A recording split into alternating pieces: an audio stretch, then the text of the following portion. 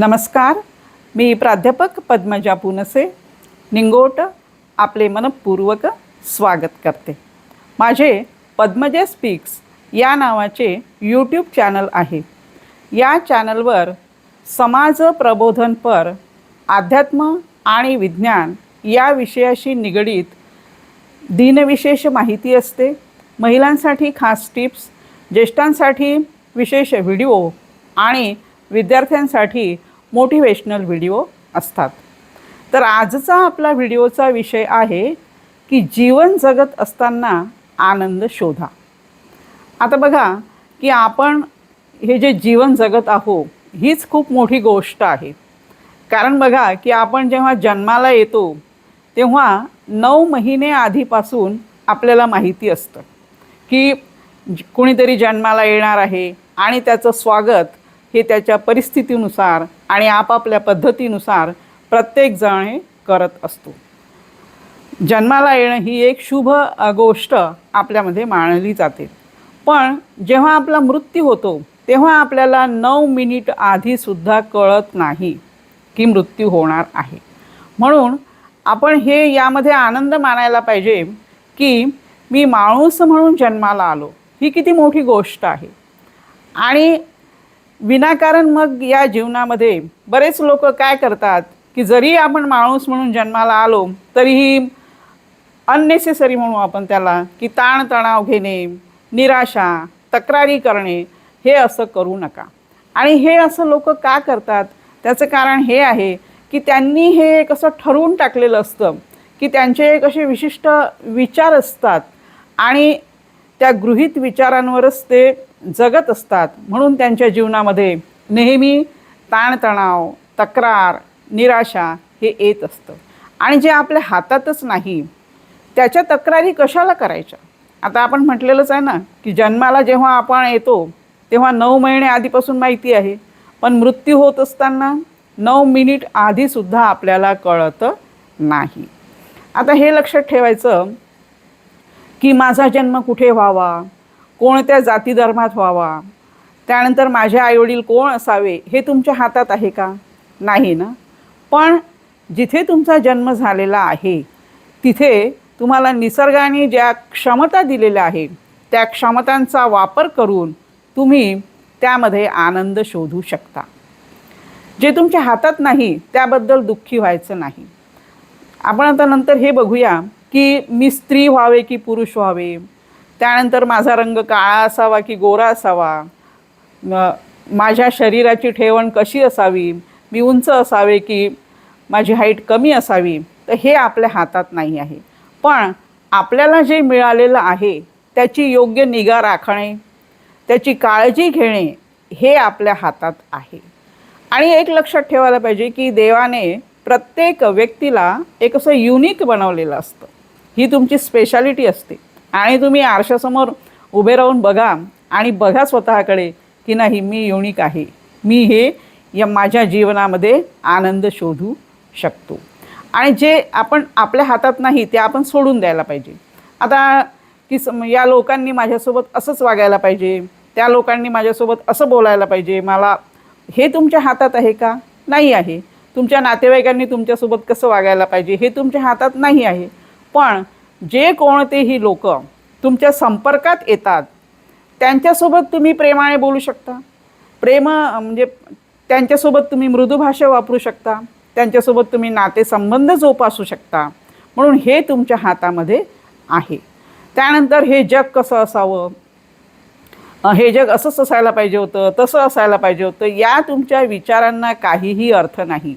असे जर तुम्ही विचार करत राहिलात तर तुम्ही स्वतःच वैतागून जाल आणि मग तुम्ही विनाकारण तक्रार करत राहाल. म्हणून हे जग कसंही असू दे, या जगाला सुंदर करण्यामागे मी माझी मदत करेल, मी माझा हातभार लावेल, असं जर तुम्ही ठरवलं तर तुम्हाला हे जग हे सुंदर दिसेल. काय असते की बऱ्याच घटना आपल्याला माहीत नसतात, पण आपल्या आयुष्यामध्ये अनेक अशा वाईट घटना घडतात आणि प्रत्येकाला सुख मिळत नाही. वाटतं आपल्याला की मी खूप सुखी असावे, मलाच दुःख का आहे, तर असं काहीही नसतं.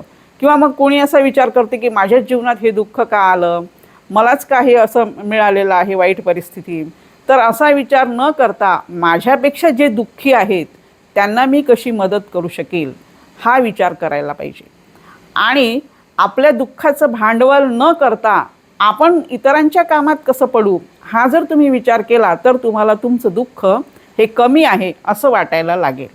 त्यानंतर आता हे जे अपघात घडतात, अशा वाईट घटना घडतात, तर मग ह्या घटनाच का घडलेल्या आहे? ते आपल्या हाती नाही आहे.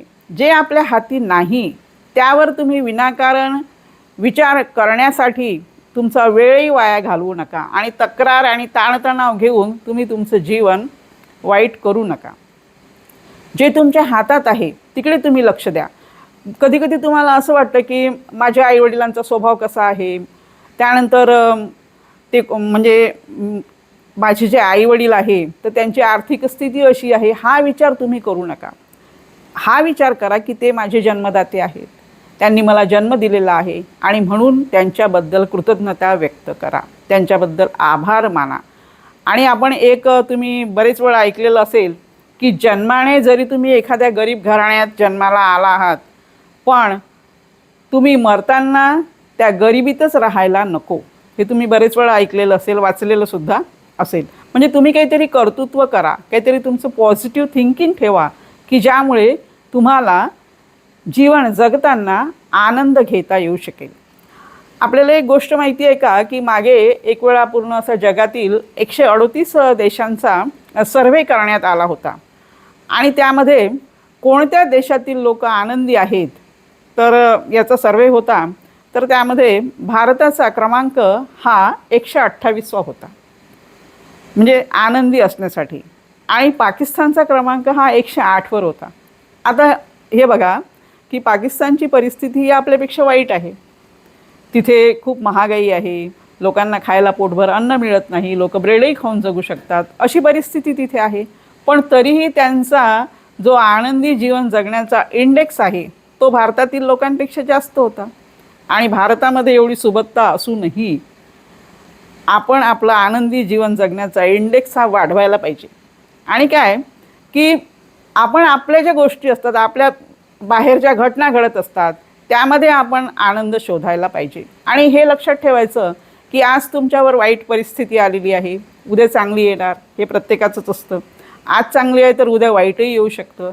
म्हणून परिस्थिती ही बदलत असते आणि मग परिस्थितीवर मात करायला शिकायला पाहिजे. जर तुम्ही परिस्थितीवर मात केली तर बघा तुम्हाला जीवनामध्ये आनंदच मिळू शकेल.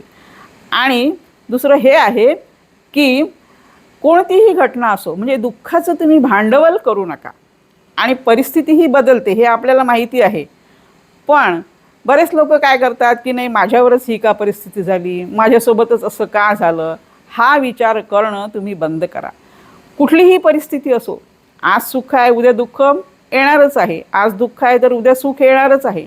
आणि हे लक्षात ठेवायचं की आपल्याकडे जरी सुख, समृद्धी, प्रसिद्धी सर्व असेल तरीही अहंकार करायचा नाही. कारण अहंकार जर तुम्ही केला तर तुम्हाला जीवनात कुठेही आनंद घेता येणार नाही. अहंकार ही गोष्ट अशी आहे की तुम्ही सतत मग तक्रारच करता आणि तुलना करत राहता. तुलना करणं बंद करा. मी सांगितलेलं आहे ना की यू आर युनिक. आपण स्वतःला एक युनिक आहोत, आपल्यामध्ये वेगवेगळे स्पेशालिटी आहेत, वेगळी वैशिष्ट्ये आहेत आपली, असं मानायचं आणि आपण ते करून दाखवू शकतो. आपण म्हटलेलं आहे की पॉझिटिव्ह एनर्जी तिथे क्रिएट होते आणि मग आपण जीवन जगत असताना कुठलीही परिस्थिती येऊ द्या, जे आपल्या हातात नाही त्याचा विचार करायचा नाही, पण जे आपल्या हातात आहे ते अवश्य आपण करून दाखवायला पाहिजे. तरच आपल्याला जीवन जगत असताना आनंद मिळणार आहे. तर असेच हसत राहा, आनंदी रहा. पुन्हा भेटूया माहितीपूर्ण व्हिडिओसोबत. तोपर्यंत नमस्कार.